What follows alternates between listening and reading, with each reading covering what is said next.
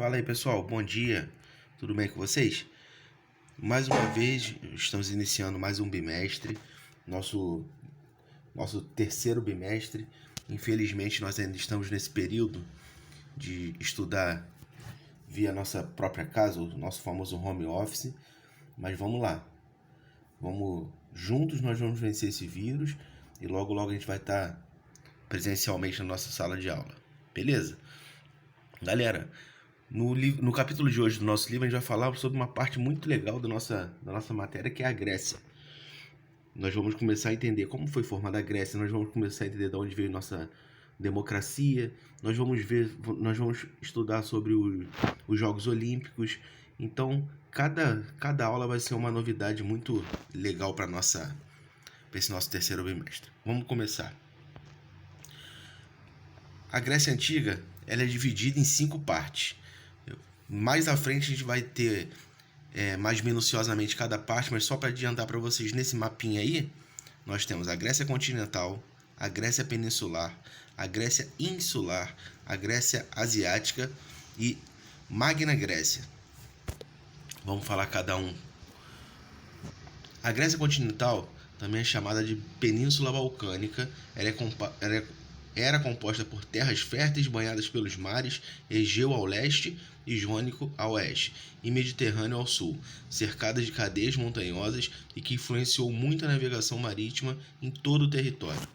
A Grécia Peninsular, também conhecida de Peloponeso, ao sul da Península Balcânica, tem como principal rio o Eurotas, que forma um vale cercado de montanhas. As terras eram férteis e havia muitos minerais, o que movimentava a economia de seus habitantes. Mais ao sul se encontra a Lacônia, área pantanosa e repleta de desfiladeiros onde tinham poucas áreas férteis. Mais à frente a gente tem a Grécia Insular. Estava situada ao longo do mar Egeu, tendo grandes ilhas como Creta e ilhas um pouco menores, como Rhodes, Lesbos e Delos. As ilhas têm aspectos geográficos semelhantes, muito montanhosos, como vários portos naturais. Grécia Asiática, localizada na Ásia Menor, região onde atualmente está a Turquia, que os gregos conheciam como Jônia. Ao lado mais do oeste do mar Egeu, tinha uma das cidades mais conhecidas da antiguidade, que era Troia. Olha só, aí aparecendo a cidade de Troia. Vocês lembram do... Muita gente já viu aquele filme Troia, que retrata a história de Aquiles, a batalha de Aquiles contra Heitor. Então, mais à frente, eu pretendo passar até numa aula à distância esse filme para nós podermos ver, tá bom, galera? Vamos adiantar mais um pouquinho aqui. Ó, a periodização é uma estratégia utilizada. Cada período da Grécia ele vai sendo acompanhado por um traço histórico importante. Nós vamos acompanhar mais aqui para frente. Ó, teve o período pré-homérico, durou de 2000 a 1100 a.C., período da formação do povo grego, marcado pela existência de duas grandes civilizações, a minoica e a micênica. Período homérico. O mundo grego passa por uma grande ruralização com uma invasão dórica e existem pouquíssimos registros sobre a fase. A vida gira em torno dos genos e há um grande recuo civilizacional. Nós vamos falar mais à frente o que são os genos, tá bom? Quando nós entrarmos no tema sobre a polis, que são as formações das cidades-estados gregas. Período arcaico, que foi de 800 a 500 a.C., marcado pelo surgimento da polis. Ó, novamente, ó, esse nomezinho aparecendo aí, ó, polis. O modelo da cidade-estado da Grécia. O aumento populacional leva os gregos a mudarem-se à procura de novos locais. O alfabeto fonético surge. Nós falamos lá atrás, no segundo bimestre, sobre o surgimento dos alfabetos. O último alfabeto a surgir foi o grego. Vocês vão lembrar? Se vocês tiverem alguma dúvida, puxa lá, se eu não me engano, no capítulo 5 ou 6, vocês vão poder ver. Nós estudamos o alfabeto fenício, o alfabeto egípcio, e começamos a falar do surgimento do alfabeto grego, que começa a ser muito similar ao que nós usamos hoje em dia. Período clássico foi de 500 a 338 a.C., período de maior desenvolvimento dos gregos, marcado pelo florescimento da cultura grega, como a filosofia. O que é a filosofia, galera? Vocês estão estudando aí com a tia Damiana. A filosofia é o quê? O surgimento do estudo da razão. os filósofos começam a procurar o sentido da vida do homem na Terra. Esse período presenciou a rivalidade entre duas grandes cidades-estados gregas, Atenas e Esparta. No capítulo seguinte nós vamos falar muito sobre essas duas cidades. Grave esses nomezinhos aí, tá bom? E período helenístico. A Grécia foi conquistada pela Macedônia, iniciando-se a fase de difusão da cultura grega pelo Oriente. Seu fim ocorreu quando a Grécia converteu-se em um protetorado. Nós vamos entender isso mais lá na frente, também quando a expansão da cultura grega. Nós vamos ver a cultura grega entrando na Macedônia, vai ser muito legal. Aqui nós vemos o surgimento da polis. Até uma foto aqui, uma imagem que eu coloquei para nós retratarmos. Lá em cima a gente vê a Acrópole. Nós vamos falar tudo isso mais à frente. A Grécia Antiga tinha como grande característica a polis, que era basicamente o seu modelo de cidade-estado. Essa estrutura de comunidade foi surgindo de maneira gradual na Grécia ao longo dos períodos homérico e arcaico, portanto não se estabeleceu de uma hora para outra. Esse movimento de formação da polis, galera, foi gradual. Ele foi lento e gradual. Foi a formação das cidades-estados. Cada uma, lá nós tivemos como referência Atenas e Esparta, cada uma tinha a sua forma de governo, a sua religião própria, cada uma tinha a sua cultura. Nós vamos acompanhar que Esparta era uma cidade muito mais militarizada, eles eram os guerreiros, e Atenas era uma cidade mais voltada para a filosofia. Então nós vamos ver esse avanço dessas cidades-estados, mas cada uma com a sua particularidade. Elas não eram uma formação única e tinha uma estrutura que uma seguia a outra, não. Aqui nós vamos ver os Gênos. Foi o que deu o princípio para surgir a polis. Com a destruição dos micênicos, nós vimos lá que foi o primeiro período, pelos dórios, um grande recuo civilizacional aconteceu na Grécia. As comunidades que ali existiam ruralizaram-se, o modo de vida tornou-se mais arcaico, a escrita foi temporariamente esquecida e as grandes cidades, como Micenas, deram origem aos Gênos. Os Gênos eram uma pequena comunidade agrícola na qual os seus habitantes possuíam laços de consanguinidade e acreditavam que descendiam de um herdeiro mítico em comum. Essa comunidade era governada por um patriarca chamado de Pater, e os membros mais próximos deles formavam a aristocracia local. Então nós começamos a ver nesse momento tudo que aconteceu de avanço nesse período, eles deixaram para trás e voltaram para uma coisa mais familiar, vamos dizer assim.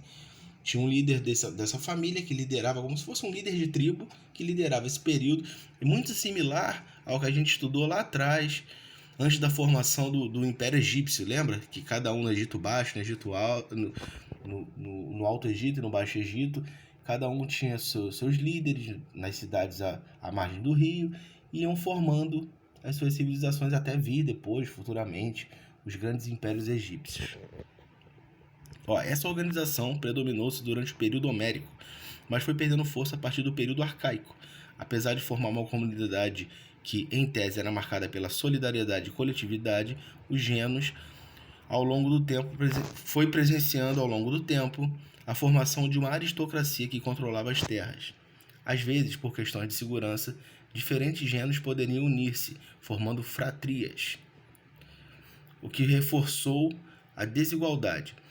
Uma vez que grupos distintos uniam-se, a divisão dos cargos e das terras tornava-se um problema. À medida que a população da Grécia aumentava, o comércio reanimava-se, a moeda passava a ser utilizada e a frátria passava por mudanças sociais e políticas significativas. Aqui é o período que nós tivemos um avanço na Grécia, tivemos um retrocesso com a formação dos Gênos, e novamente a gente vê a população grega crescendo e com isso dando uma nova cara, e com isso dando início a essas cidades-estados que vem a ser a polis. Formação características da polis. Toda essa transformação deu-se a partir do período arcaico e resultou no surgimento da polis. A urbanização da Grécia iniciou-se, portanto, a partir do século 8 a.C. e fez surgir milhares de polis por todo o território ocupado pelos gregos. Entre as principais polis estão Atenas, Esparta, Tebas, Corinto e Rhodes. A polis é comumente conhecida como cidade-estado, uma vez que cada polis possuía ampla autonomia sobre si. As polis eram marcadas por autonomia política, econômica, jurídica e religiosa, e assim a forma de governo adotada os principais deuses venerados e os princípios de participação na política eram definidos por cada cidade-estado. Como eu falei para vocês anteriormente, cada polis tinha sua forma de governo, tinha sua forma de administrar o seu povo, tinha sua religião própria, então cada um administrava da sua forma. Isso nos ajuda a concluir que a Grécia Antiga não foi um império centralizado e com fronteiras muito definidas, como em outros povos da Antiguidade. Esse território e sua civilização basicamente correspondem a um espaço específico, onde diferentes comunidades reuniam-se entre si, características em comum, como a cultura, a religião, o idioma. A polis era uma cidade geralmente fortificada, que possuía como principal zona a Acrópole. Se vocês lembrarem daquela imagem que eu botei lá no começo, deixa eu voltar aqui, tá vendo aqui lá em cima da imagem a Acrópole, tá vendo? Aquele grande prédio lá em cima, aquela grande construção, lá ficava a Acrópole. Ela é estrategicamente feita naquela posição. Grande parte da polis possuía na Acrópole prédios reservados para que os homens adultos nascidos na cidade discutissem a política local. A Assembleia. Essa característica, no entanto, foi tardia, uma vez que, no início, a totalidade das polis era aristocracia e, portanto, somente um grupo muito pequeno tinha direito de tal exercício. Além disso, a existência de um centro urbano fortificado não resume a polis especificamente aos limites da muralha. Pequenas aldeias próximas que cultivavam os alimentos também eram incluídas no raio de ação da polis. Entre todas elas, fala-se que Esparta, ao sul da Grécia, foi a maior, controlando um território de cerca de 8.500 km². Durante esse processo de estabelecimento da polis, a desigualdade social aumentou-se cada vez mais. Os camponeses endividados eram obrigados a tornar-se escravos dos aristocratas para pagarem suas dívidas. Nesse período, quem tinha dívida com os governos, eles eram presos e escravizados, assim como os presos de guerra também eram escravizados, tá bom? Nós vamos estudar mais lá na frente a formação dessa sociedade, a estrutura dessa sociedade, assim como nós vimos a estrutura dos egípcios lá atrás. Assim, muitos optaram por abandonar suas terras natais e partiram em busca de estabelecer-se em novos locais. Isso ficou conhecido como colonização grega, e esse acontecimento aproveitou-se para a expansão comercial dos gregos a partir do período arcaico, no século 8 a.C. Com isso, os gregos estabeleceram-se em diferentes regiões do Mediterrâneo e até mesmo do Mar Negro. A localização das colônias gregas favoreceu mais ainda o desenvolvimento comercial, pois criou um local de contato permanente de gregos com outras populações que já habitavam nas proximidades. Galera, é o seguinte, nessa aula nós vimos a formação das cidades-estados da Grécia, nós vimos a periodização da Grécia, nós vimos a formação do continente, da Grécia continental, da Grécia insular, da Grécia peninsular, nós vimos esse avanço. Na aula seguinte, eu vou entrar ao vivo com vocês. Vocês hoje vão assistir esse vídeo e vão fazer os exercícios desse capítulo 7. Na aula seguinte, na semana que vem, nós vamos entrar ao vivo pela plataforma Meet Hangout. Eu vou mandar o link para vocês e a partir daí nós vamos fazer o quê? Nós vamos bater um papo sobre essa aula. Beleza? Enquanto nós estivermos nesse período de pandemia, a gente vai ter essa forma de estudar. Então nós vamos assistir um vídeo numa aula, fazer os exercícios, podem tirar dúvidas pelo WhatsApp e na aula seguinte nós iremos estar entrando ao vivo pelo link. Beleza? Galera, fiquem com Deus. Tenha uma boa semana, tenha uma boa aula e qualquer coisa estamos aí, só perguntar, tá bom? Um abraço para todos.